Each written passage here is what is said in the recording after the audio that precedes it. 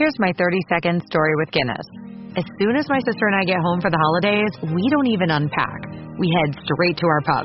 The bartender already knows our order, Guinness and fries. We laugh all night, catch up with old friends, and walk home with faces sore from smiling. It's one of my favorite nights of the year. That was my 30-second story with Guinness.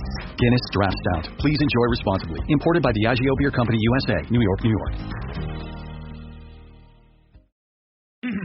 Oh, Hilton stay, oh, Hilton stay. Your beds are soft and cozy. No lumpy couch, no stiff futon, no shower line at crack of dawn. Oh, Hilton stay, oh, Hilton stay. When you want holiday comfort you can count on, it matters where you stay. Enjoy comfortable rooms and friendly service when you stay with Hilton instead. Save up to 25% this season when you book with Hilton. Hilton for the stay. Terms apply. When the holidays start to feel a bit repetitive, reach for a Sprite Winter Spice Cranberry and put your twist on tradition. A bold cranberry and winter spice flavor fusion, Sprite Winter Spice Cranberry is a refreshing way to shake things up this sipping season, and only for a limited time. Sprite, obey your thirst. 5, 4, 3, 2, 1.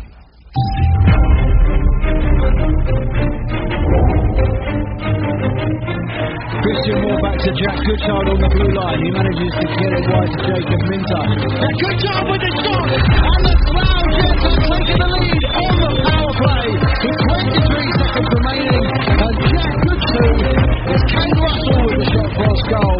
No need for the save from Lorne. And Campbell the penalty to the forward. And it's 3-1 to the Johnson Chieftains. They have it back quickly.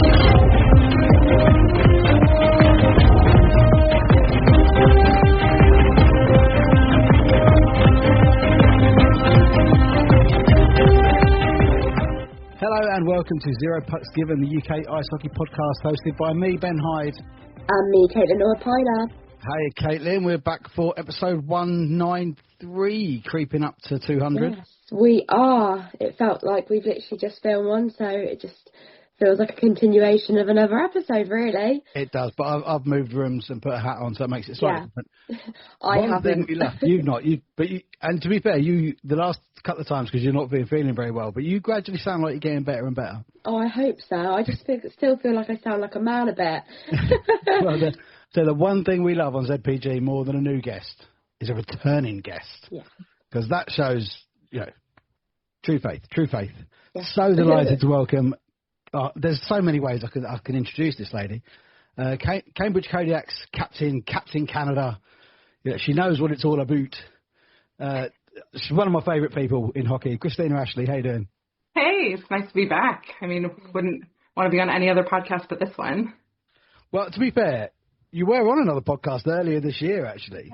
Yeah, I'm so sorry. But we could give you that one because Emma's doing such a terrific job with her game, her voice. Because unfortunately, Adam's not been able to do ZPG Ice Maidens, and she's kind of filled that slot, which I think needed to be filled.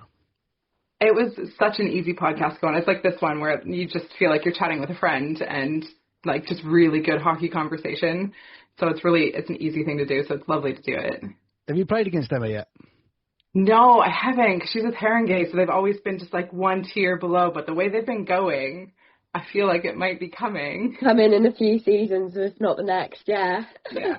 I've been lucky to play with some of her teammates this season because we have a few like 2As with Haringey.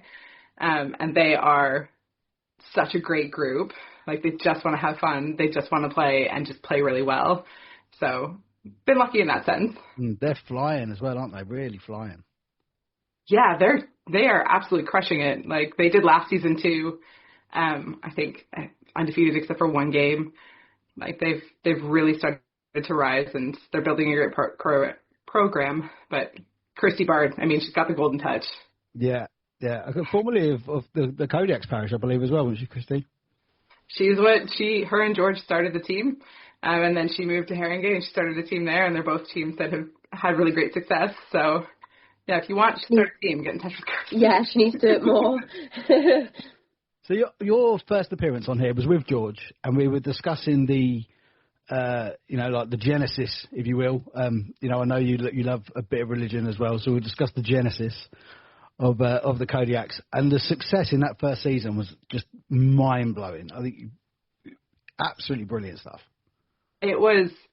It's kind of unbelievable, honestly. When we started the season, I mean, we got that first win. You're on this high, then we lost. So we were like, okay, this is even keel. We're going to have, standard season. And then we just kept winning. And it didn't feel like that, we're unstoppable. It felt like we had to work for every win. So it was kind of this really great build-up the entire season. And then we got to playoffs, and we were like, wait, no, this can't be right. This is the first season. That's not supposed to happen. So... And personally for you as well, I mean, before Cambridge Kodiaks, from what I've seen, you had a few years off, went back to that, but then your first season you got most points in the league, most goals, assists. That's insane to have after a few years out, especially. It was like an unexpected, kind of went into it with I really just want to get back into hockey. I really missed it. I took years off to have kids, and then the pandemic hit, and you kind of just slowly get back into things. So I was 7 months postpartum when I started playing with Cambridge. And I was like, I just want to have fun. Just want to play hockey again, feel that joy. And then by the end of the season, I was like, that went really well. And I'm still loving it as much as I was. So let's just keep going. Did Ledders drag you into playing bandy at all? No, she hasn't. I mean, it looks wicked. It really does. But I don't know if Katelin's seen this. Have you seen bandy? No, I haven't. Oh, it's insane. It's like a football field size ice rink with oh my god, like field hockey size goals, but it's ball and yeah. So it's my two sports mixed together then. Oh, it's quite a few sports mixed. It's bonkers. And to be fair, as Claire said when she was on here, you can't. There's nowhere really in this country to play it. There's no ice surface that big really that you can play. Too hard, yeah. It's very very big in Sweden. It's massive there. I can remember going to a tournament up north and being like, why is there this giant rink? What is this? And then you watch it and you're like, this is a whole other level of insanity. With that first season then, obviously getting to playoffs at Sheffield, what was that like for, because obviously you're the captain as well. I would imagine you kind of have this mum of the team energy about you as well, particularly with the younger players, that when you get to Sheffield, that's your first experience of WNIHL playoffs as well. So you're kind of dealing with it for the first time.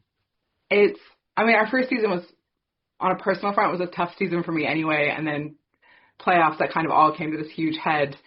So we got there and we, like you said, I had no idea what we were walking into. It's a totally different style of playoff too than I've ever had. Like, we don't do that kind of knockout style right away in a playoff in Canada or in France where I played, or Sweden or anywhere. I hadn't seen it. So everything is riding on one game. It's such a high pressure situation. I think for the first season, we were prepared. We got beat by a better team. Like, Steel Queens were just on top of it. It was nice to take them all the way to OT. That was like that kind of, you're feeling really awful about losing, but you've got that one kind of thing to hold on to, that you're the only team that's done that. So that was kind of a mini win that we could take out of it. And then the second time around, when we got there last year, we just went in with a whole different mindset and plan of attack, and we just wanted to win. Like, there was nothing that was going to stop us from winning that playoff. Yeah, I actually watched that game. Every year it kind of falls on a really awkward weekend for me to get to women's playoffs. I'm really hoping to come this year because I can't make men's playoffs. I'm definitely hoping to do the women's one. But I watched that game, and I was rooting for you guys anyway because of what happened the previous year before, and obviously you've been on, and Claire's been on, and George's been on, and whatnot. So I feel like I've got this little connection with Cambridge Kodiak. But it was sensational, absolutely sensational game, and the goal you scored that weekend as well that we shared on social media was just terrific. I've never had a goal where, I walked over the line and I was so tired that shift. I was like, please just go in. I'm begging you, just go in. We need to go up by one more. Please make this work. I've never been so happy to score. Yeah, it was terrific. And like I said, the women's game is just improving every single year. It gets better and better and better. And for the Kodiaks, that second year of yours, we think the first year was unbelievable. Look at the stats for the second year. Second year, yeah. Amazing.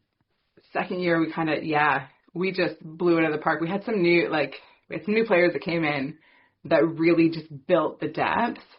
I mean, like, if you look at, like, Julia Mayberry came in last year, and you just kind of start skyrocketing the more people you add in. And they fit so nicely with the team on top of that, which was great. And we had, like, new goaltenders, too. And it was, like, to say something's a banner year for hockey for me, like, I've had a lot of hockey behind me. It was honestly one of my favorite seasons. And to cap it off with a win was even, like, it was so great. So there were lots of challenges, but, yeah, you couldn't ask for a better season. You really couldn't ask for a better season. Yeah, and like I said, you did it again. The most assists, most goals, most points. Like you ticked every box the season after as well. So yeah, I got really fortunate. The lines that I get put on a lot of the times, like, they just work really nicely, and they just click. Knack, yeah, for it to click, and it just kind of went. So once we get that this season again, I think we'll really get rolling even more than we already have. Like, we've already had a great start to the season, so I'm just kind of excited to see how it keeps going. Yeah. You've not had a game for a couple of weeks, have you? It was Kodiaks at home. Kodiaks against Pythons, I think, at home was the last game. Or it was Cobras? Yeah, the Cobras, that would have been 22nd, so a couple of weeks now. And yeah, it was the first game that, like, my parents had come to see in the UK as well, and they were just kind of blown away by the fan support as well that was there on top of things. Largest crowd so far, wasn't it? Largest crowd so far. They were loud, like, they were really getting into it, especially because we came from behind and then we kind of blew it wide open as well. It was one of the best crowds, and every time we play, it just gets better and better there. Like, the fandoms in the UK are just on a separate level from anything we're seeing. Are you sort of seeing a difference, obviously, like, where the growth of women's ice hockey is, like, getting larger and larger? Do you, like, when you're on the ice, feel the difference of having so many fans compared to used probably not having so many fans? Yeah, it's a totally different game when you have that energy, when you have all these people, and whether they're cheering for you or not, it's still that energy that's kind of in the rink and it's moving around, and you know that other people are enjoying this as much as you are, even if they're not playing. And there's kind of no feeling really like that when you kind of can hear everybody and go. It's a totally different experience than when it's, like, crickets. Yeah. So I made a little gag earlier about the genesis of the Kodiaks and with religion. I follow your social media quite closely because you love hockey. You are not afraid to talk politics or anything controversial either. Which me and you don't really agree on a great deal of that, but I'd always admire anyone that shares a lot of it. And I mean, to do everything that you've been doing, obviously coming back into hockey after having kids, still having a career, and I believe you've had some health troubles as well. It's just so much on top of you. How do you deal with it all? It has been, it's been a lot. I mean, I did make a post a while back that hockey has, like, quite literally saved my life on several instances before. Once was 10 years ago when I first got diagnosed with cancer, went out for a run, and that's like four Hockey Canada camps, training for that, and that's what, like, hurt myself, and that's how I got diagnosed. And then in our first season, our first game, took a weird slash, thought I broke my arm, find out, no, actually you've got a cancer recurrence. So spent the first and second season dealing with that, and then kind of spending this season just trying to find the balance between that and then playing. But hockey, at the end of the day, like, how I deal with it is hockey, to be honest. An incredible support system. I have an amazing husband, an amazing group of friends. Also, the team is, like, they just step up in ways you'd never imagine. They just become your family. So that's been really, really helpful. But I think without hockey, I probably would have gone insane. So it's been a massive help. To be fair, I mean, we didn't, obviously, when you were on with George, we didn't go into that a great deal. I knew about it from your post, and obviously you discussed it a little bit with Emma on Her Game, Her Voice. But it was something that, and it happened on this podcast when Anna Beltrami from the Invicta Dynamics came on and had a really similar story, that she got a weird hit playing in Italy, bit of a headache. They took her to the hospital, and she got a brain tumour the size of a tennis ball in her head. And it's a weird feeling, like, because that slash, it was nothing. It's just a normal slash that you get in any game kind of thing. I didn't even notice it that much. I remember if I get angry on the ice, I don't tend to take penalties. I want to just score. Yeah. And we ended up getting our first goal ever was I just got really angry about slash, went in the corner and pitched it out and scored, and then came off and thought, yeah, my arm kind of hurts. left it for the game, came home, was just getting ready for bed. My husband's like, what happened to your arm? And looked down and was like, oh, that looks a little broken. So you go in expecting one thing that you're kind of upset and sad about because you're like, oh, that's, 4 to 6 weeks out of my game. And I've just gotten back into it. And then some poor doctor has to come and try and explain to you. But it's not that. It's not that. Yeah. It's something probably much worse. So sorry. So there was that slash that happened. There was one later in the season too where they found another in my ankle. But then that meant, you find it. You can do targeted therapies. You can get it replaced. You can get it removed. So it's kind of a silver lining, I guess. But that is like, that's such a Canadian hockey player thing to say. Like, just hurt my arm, and I got into bed. I was like, oh shit, that might be broken. Oh, yeah. It was the ankle when they took it out. So they the surgery that they have to do to replace it. They've got to take the talar bone out, and he was like, yeah, normally we have to break it into a couple pieces, but yours was already broken. I was like, so it's been broken since March, and this is June, and we've had the whole season plus playoffs. All right then, great, okay. Wow, and like you say, the team that sort of come around you, it's, again, I know from having you on before and having Claire on, that the way that team was formed, the way that it's grown and evolved is massively around that kind of family bond thing. They're, it's incredible. I've played with a lot of teams, and I've got a lot of friends that have stayed throughout the years, but these are the friends that you're like, I called one tonight when I was like, I don't know if I can get to the podcast in time. Can I use your house? Can I not? Turned out I didn't need to, but it was instant. It wasn't even a hesitation. She was like, yeah, absolutely. Come on over. They're always there. If I was in the hospital, they'd come and visit, or they'd run around trying to find me with cupcakes. And when you're on the bench and you're sick because you've had treatment, they're there, giving you water, making sure you're okay, covering you on the ice. They're just insanely supportive, but at the same time, they never make you feel bad about it. They never make you feel like you're some kind of burden. It's just family.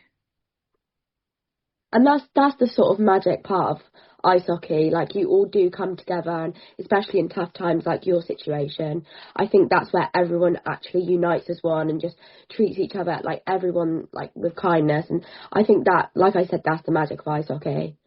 It's kind of insane when you think about it, because you can be on the ice, you can be so angry at a player. You can just absolutely loathe that player in that minute and be like, oh, I just really wish there was full body contact right now. Really. But then at the end of the game, you're shaking their hands, you're saying they had a great game, you're all smiling, you're all laughing. Yeah. Because you all love the same sport, win or lose, no matter how hard it is. It is the really great thing about hockey. It teaches you how to lose with that grace, and then also kind of put it behind you and move on. Yeah. How do you find the difference between the team bonding situation and as you say, the family feel in teams that you played on in France and in Sweden? Is it different in the UK?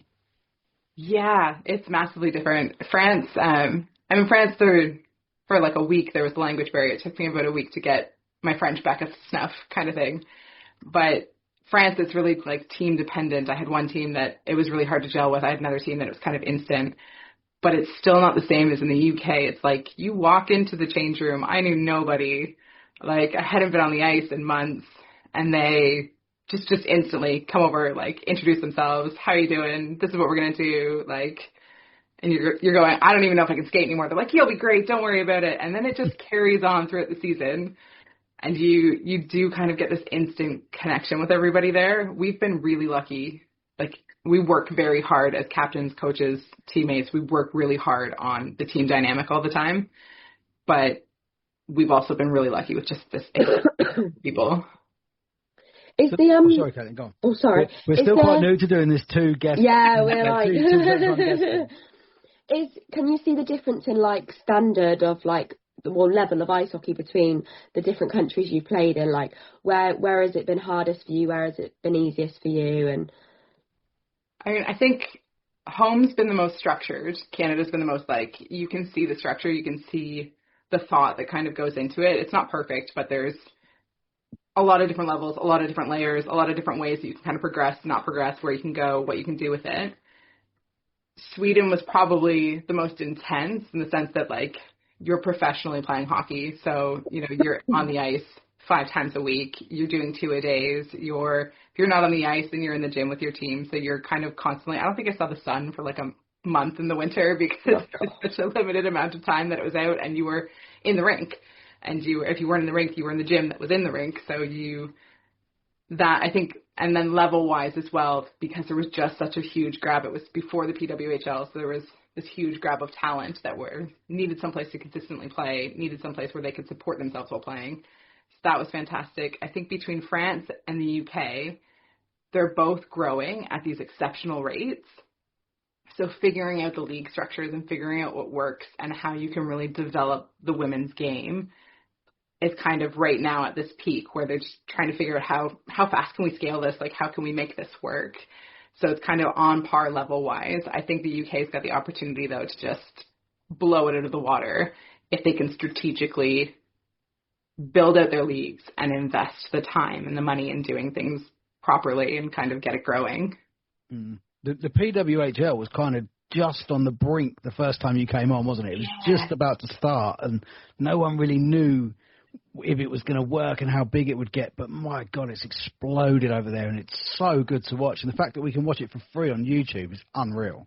It's been great. Just watching Seattle put up numbers like 16,000 at their home opener, and you're like, there's NHL teams that can't do that. That can't consistently get the numbers that the PWHL are getting. Yeah, and it's great to watch as well. It's really, really good hockey to watch. It's really good hockey to watch. For me, it's kind of it's the most surreal experience. There's players that I've played with that are in the PWHL, and you're like, they've done so well for themselves. They've worked so hard to just get this off the ground. So it's kind of really, really lovely to see, but then also it's just really good hockey to watch. Mm. So we didn't, obviously, the last time we came on, it was more about the Kodiaks rather than you personally. So we didn't really go through your kind of early days from being the Stirling Sniper of Ontario. What was your progression through playing youth hockey? Did you college? Did you do other bits? Yeah, I mean, my first memory is skating. My brother left me in the middle of the harbor, and I skated over to my dad. He was like, yes, she can play hockey. And we were I don't really remember a time where we weren't in a rink, 6 a.m. or 5 p.m. It didn't matter. We were in a rink somewhere in Ontario or the States or wherever it might be. So it was that was just life. I don't think I ever pictured not playing. I played boys all the way up until I was about 15. And then my dad, who is twice as crazy as I am, was like, I found you this really great team in Toronto. You're going to play up there, which is a 2.5-hour drive each way. So 5 days a week, this man drove me 2.5 hours for training and off ice, and then 2.5 hours back. Worked my whole high school schedule around it. And the goal was always get a university education out of it, and if you can, get to Team Canada, which that was the dream forever. I did university, which was great. I got to go to Sweden while I was in university. Maybe exposed myself to my mom a bit by accident when she was watching this interview that I didn't realize was dubbed into English. So I thought she wouldn't know what I was saying. And I had said oh yeah, of course, I'm here on a study program, but mainly I'm here to play hockey because that's why I was there. And she was like, what do you mean you're not studying? And then came back and started my Hockey Canada journey, which was really great. They have a really great program, and they kind of feed players through it. And that was going really well. And unfortunately, life happens. I got bone cancer, so that kind of tanked it. But again, had an amazing support system that was try again, go for it again, keep playing. If you really love it, you really enjoy it, keep doing it. So we moved to France, perfect place to get back into it. But then pandemic. So it's been a very wild up and down journey, but I've been really, really fortunate to play high-level hockey, play professional hockey, have the opportunities I've had, and meet the people I've met. I must say, when Emma Molte was on, she'd said about the Hockey Canada system and how you just try again, just keep trying until you get in. Then kind of once you're in, it's then your spot to lose. You've got to just keep working hard. Once you're in, they put in. You see them year in and year out at the Four Nations Cup or the Rivalry Series or Worlds, and then at the Olympics. And you think, oh my gosh, it's the same players. There's only 2 or 3 new players. That's because they're putting in the work. Mm-hmm. There's there are thousands of people that want that spot. They have to put absolutely everything into it all the time. And your life is hockey. Like when you're with the Hockey Canada, your life it's just hockey. There's nothing else. Like you have to work really hard to find that balance.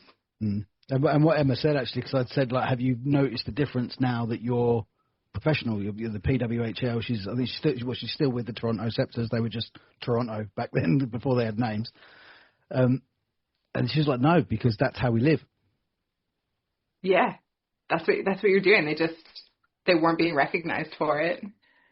And I think that recognition is a huge piece to it, because then that means that other kids can feel recognized, right? And then the next kind of wave can keep going, and then you can spread it globally. And I think even here, since we've had that conversation, I've seen more and more little girls at the rink, and like more and more of them coming up after the game and asking questions, and more of them trying to get into like learn to play programs.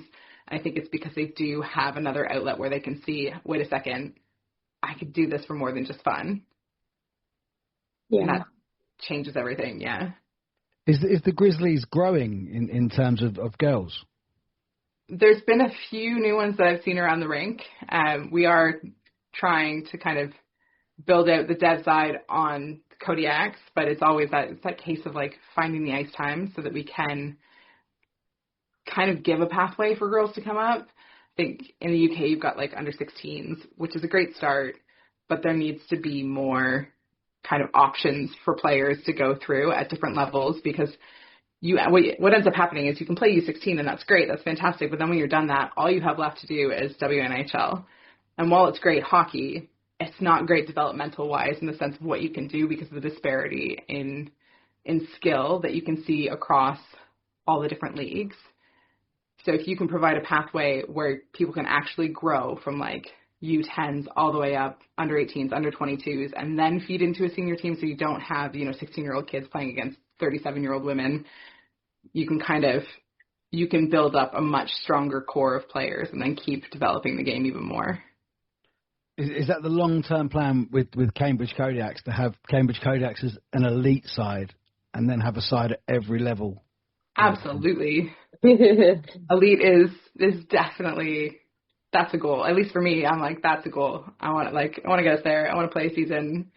That's a reachable goal as well, and especially with the new rules that come in, that even if you make that playoff in Div 1 and you go up, you get a free year.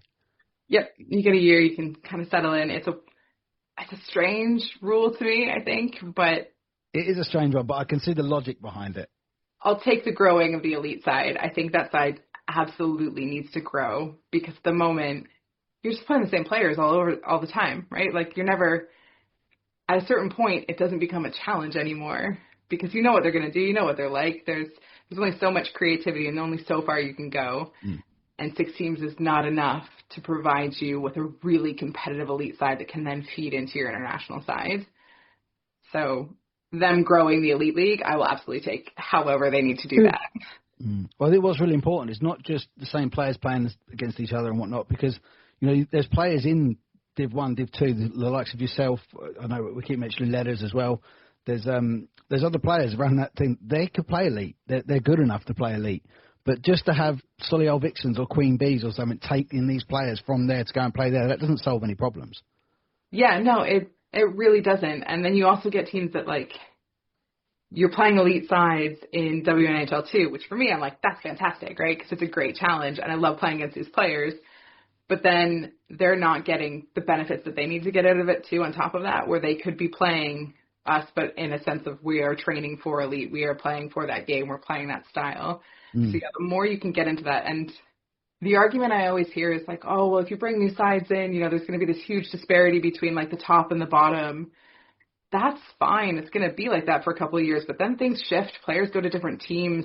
Players up their game. They rise to the challenge.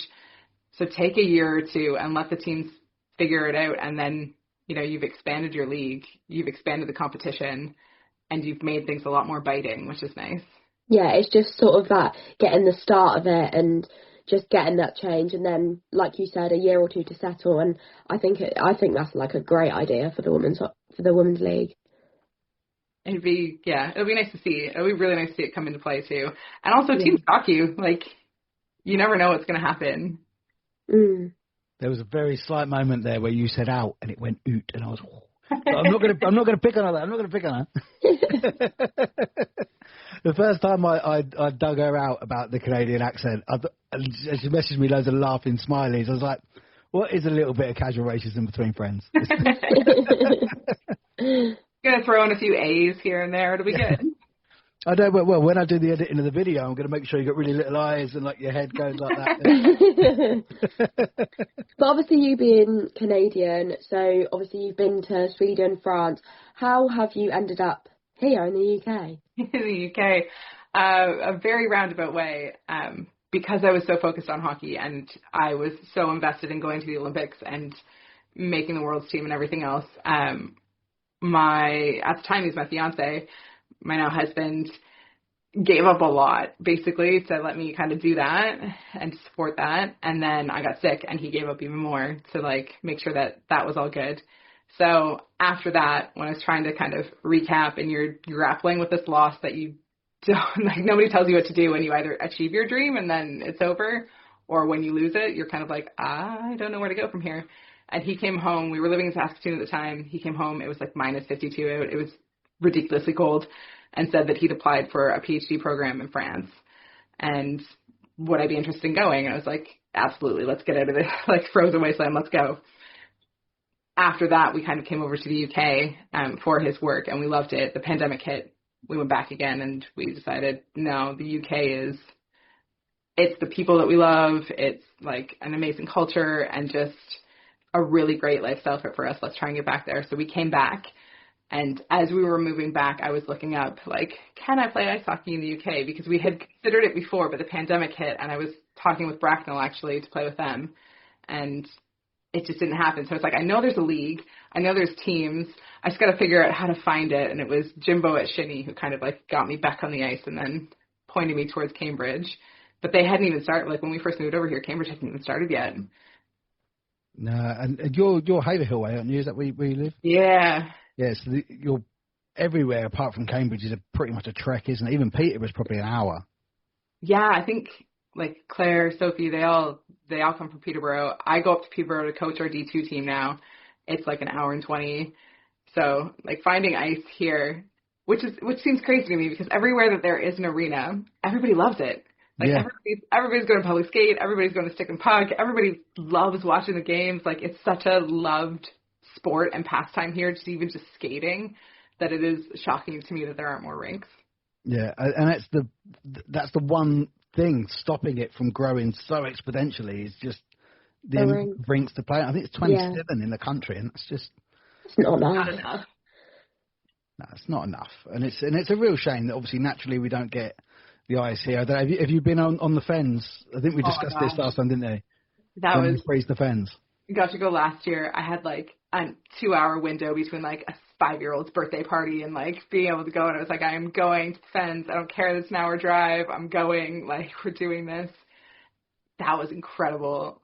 Like, I've got to skate on the canal before. I've got to skate out at the Rockies. They're all beautiful. They're all fun, but this is just a totally different experience because you don't expect it. Like, what? And there's so many people too. Yeah. Like, you can't even get down the road because there's so many cars. Yeah, it's crazy. It was James Pentecost, who's former Chelmsford, is now at Harringay, actually told me about it to start with. And I said the guy's been doing it for years, where he purposely floods his field if he needs to when it gets cold enough. And people just go up there and play shinny or skate around. It dulls the blades, that's anything, isn't it? It does. It absolutely does. Poor Rich at the rink, he was swamped with, because there was at least like 10 of us, 11 of us from Kodiaks that we're all like in the group chat messaging, being like, we're all heading here, we're heading to that place. And we just kind of spent a couple hours together hanging out, playing shinny, passing the puck around, being ridiculous. It was great. There is another one, I think it's up near you, Katelin, up near Didcot Bay, where it does freeze. I know Elsie told me about taking his boy over there. Yeah, I can't remember what it's actually called, but it's not far from like the town in Oxford. It's probably a 10-minute drive, but it freezes over so nicely, and all of the hockey lot go there and have a skate. Oh, that'd be so nice. So, yeah, it's really nice because it's actually a cow field, I'm pretty sure. So you've got like these cows sort of like roaming around, and then you're sort of skating. It's a bit strange. I mean, I can't say I've been there because I don't know how to ice skate, but I've seen a lot of photos. Well, you saying it was a roundabout way that you ended up in England. How on earth does a girl from Stirling, Ontario, end up in Saskatoon? My husband and the CWHL at the time draft.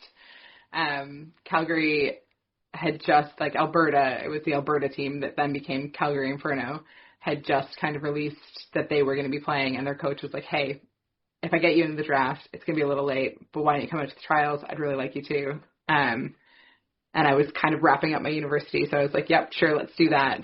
And then I got sick, so I was like, well, where can I go kind of thing. So you end up in Saskatoon, University of Saskatchewan. It's been a very roundabout way of kind of going through everything, but hockey has driven me to probably 90% of the places I've lived in my life. Like, it's taken me all across Canada, all across the world. It's a crazy funny thing. My daughter currently like desperately wants to skate and play. She's 2 and she's like just obsessed with it. And I'm like, yeah, kids, this is like, it's outside of it being something that I love. It's something that teaches you so much and can take you so many places. So absolutely go for it. Well, outside of hockey and awesome people like yourself, Canada is always famous for music as well. And particularly like in the middle bit, like in Saskatoon, Saskatchewan and the things, there's a lot of metal goes around there. I've got an emo t-shirt on. I love a bit of metal. Do you partake in anything like that? No, I wish I did. When I was a kid, I can remember my parents trying to get me into music, and I loved it, but we just never had the time. But when we were in Saskatoon, there's so many great bands that come through and play. And like, I can remember going to the Sheepdogs, like on a street concert and all these different festivals that you go to. But like the prairies, it gets really cold. It gets really dark. There's not a lot else to do. I can see why some good music comes out of there. Yeah, there's so much metal in Canada. I love it. I love my metal. So everything that's been going on with you sort of personally, and you say hockey's been your release of that, really? Yeah, absolutely. Bit of a black and white question. Are you well? Are you out of the woods? How are you doing? I'm not totally out of the woods. Probably won't ever be 100% out of the woods, so that's something that you kind of learn to live with and go with. Better than I was, which is nice. When it first happened, it was kind of there's not a lot of chance with this because we can't really biopsy it. We can't do all these things. Through the year, that kind of changed. So now it's at the point of got a really great treatment schedule, have a lot of things in place, a lot of things that we can kind of do and track. And I've also managed to kind of calm down how it impacts my play on top of that, which is nice.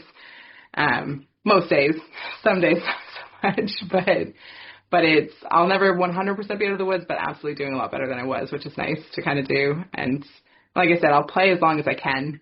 There's been training sessions, there's been games where I've been like, I don't think I can finish this. But again, I've got that really great support system with the team, so that's been really nice to have. Excellent. Does your husband play as well? He did when we were kids. He doesn't now. He's happy to come and support. He's happy to bring the kids. He loves doing that. But I said to him, I was like, there's lots of rec teams. Like, I don't mind taking the kids on the Friday night. You go, like, play some rec, get out of the house, like, have some fun. He was like, no, I'm pretty good. I'm pretty chill. I told him to go and get a hobby because I felt bad about being out of the house so much and having to do stuff. And he turned around and bought, like, I can see it from here, it's in the background, bought a massive saltwater coral fish tank. And I was like, with people. I meant with people. Oh, man, I could sit and look at that for hours. I was going to have it in the background, but it needs a desperate cleaning. And I was like, I won't do that to him. So does this room I'm in, to be honest. You should see what's behind you guys, like it's mess. It's just only for the pod. But no, like for you to be playing and you're not like fully out of the woods, like that is insane. Like it just shows how strong of a person you are. Like I've seen family members go through treatment, and like I know there's a lot of cancers out there, but just treatment really does, like it's helping you, but it really does make you ill. So the fact that you're still playing is amazing. Takes a lot. It absolutely takes a lot out of you. Like you're 100% right. It does. And And normally this is probably the most publicly I've ever talked about it, because normally I don't. I just kind of keep it under wraps, even to my own family, to the point where they're like, for the love of God, give us some information. And the post that I had originally made was there was a little girl at that I kept seeing in passing, because there's the children's center and you kind of sometimes even passing. And I had my Kodiaks sweater on the one time because they're super comfy. Why wouldn't I? You're cold all the time when you're doing treatment. And her mom came up to me in the cafeteria and was like, just a question, do you know somebody that plays ice hockey? I was like, oh, well, I do. And she's like, oh, I thought you were doing treatment. And we kind of had a chit chat back and forth about yeah, doing treatment, but still doing sport. And she was like, can you please just tell my daughter that she can still absolutely play football and she can still go back to it and she can still do the thing that she loves. And I was like, oh, that's kind of important for them to see that there's life afterwards and there's and during as well. Yeah. But no, yeah, it was just an important kind of reminder that you have to show other people that it's it is doable. You can kind of still have this really nice life that's synced up as long as you've, cleared, obviously, right? That is always the rule with George. Are you approved to be doing this? Do you have doctor's clearance to be doing this? And I was like, yes, do. I am reckless, but not that stupid, I promise. I bet he's going to start asking for it in writing, isn't he? The funny thing is, I'm always the one, we've got a medic on our team who's amazing, Ronnie, and she's always like, please, guys, I don't want to be working on my, when I'm at hockey, stop getting injured, stop doing these things. But when she's not there, it tends to be me that does all the medic stuff. And because I, ages ago, had a medical background, so it's it's always me that's testing for things. And the other week, I had just a freak fall, just caught an edge doing a pivot and landed right on my neck. And for about 5 minutes, couldn't feel anything until it kind of calmed down. And I remember being like, nobody moved me, nobody touched me. There's nobody else that can do any of the medical stuff. Oh my God. Yeah. Oh, I bet you're just a nightmare, aren't you? Like that. I bet you just are. You're that person. Yeah, I'm really bad because I will absolutely make other players get off. I'll be like, no, I'm sorry, you've hit your head, you're off. I am not trusting what you're saying right now. Get off the ice. But then I'll dislocate ribs and be like, guys, I'm fine. Don't worry about it. So as we kind of touched a little bit on earlier, has religion always been a thing for you, or has it been since you've been ill that it became a comfort? I'm not religious. If anything, I'm actually anti-religion, but it's because it's to each their own for me. But it seems like a really big thing for you, and it's always kind of, I won't say baffled me, but when people can have that much hope and that much belief in something that's not tangible, from my point of vieue, I try to really not offend anybody, because apparently I tend to offend people occasionally.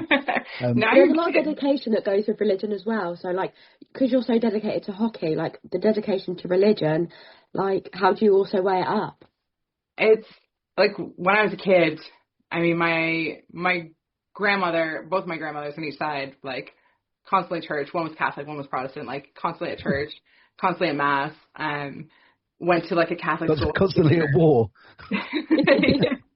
Shockingly, a really great marriage. They're celebrating 51 years right now, actually. Oh wow, that's awesome. But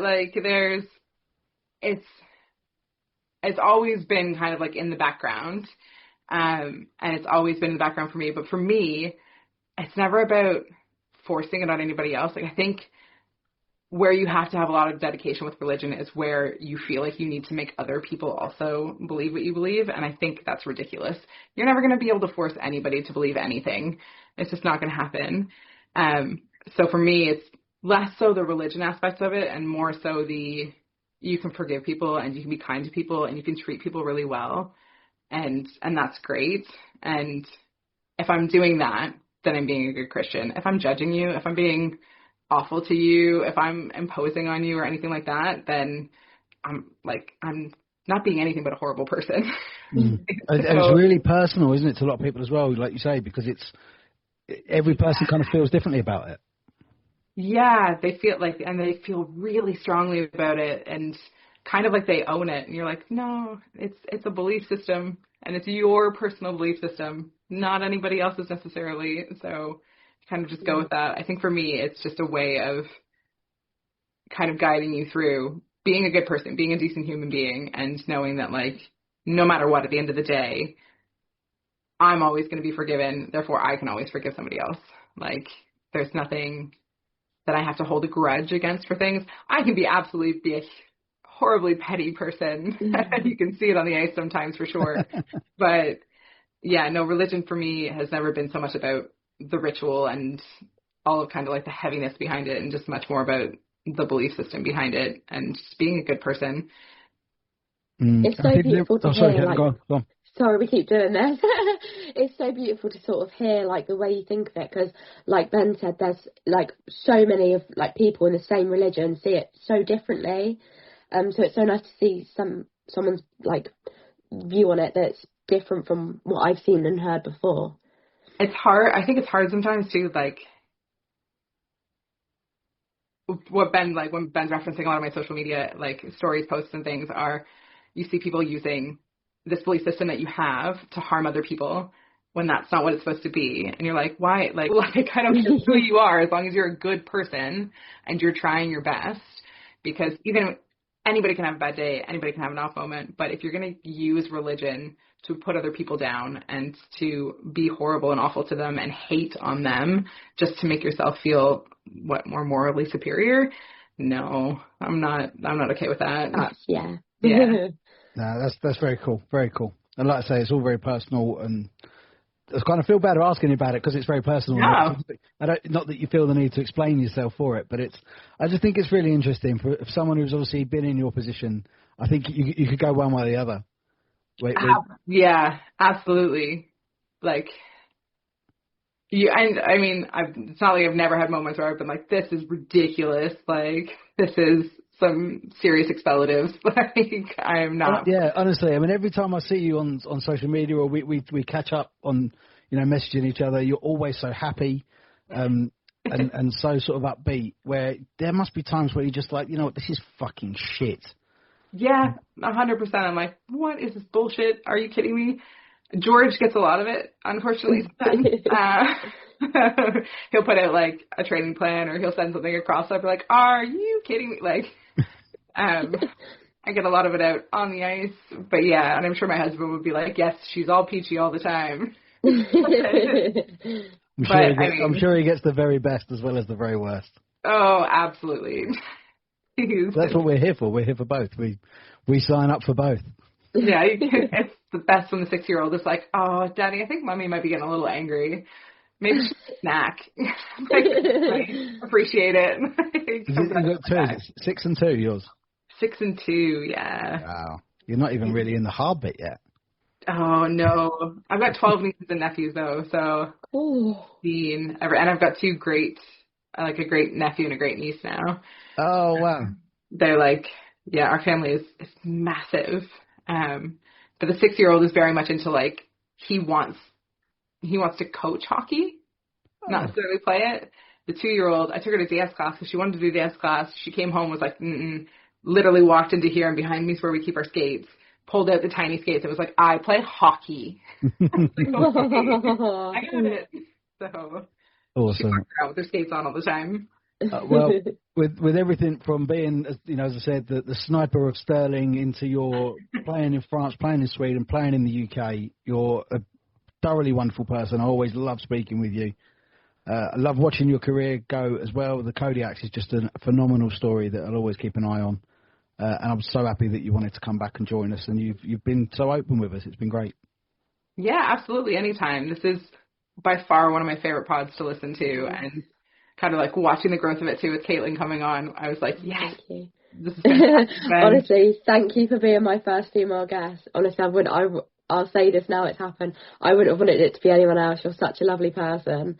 Oh, thank you. But now, like I said, it needs the light on it.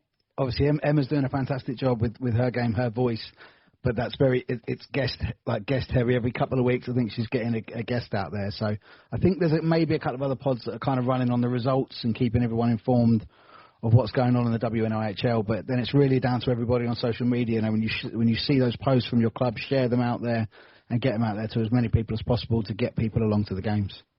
Yeah, we've been really lucky. Andrew Day has covered a lot of our games lately, and I know that he and Adam and Rambo, they go on every week and kind of recap. all WNIHL, which is really nice to see. So it is growing. It is going out there. But this is absolutely one of my favorites to listen to. No, thank you so much. Thank you very much. Well, thank you so much for coming on. We've really enjoyed our time with you, and I'm pretty sure that we'll have Christina Ashley 3.0 at some point. Definitely.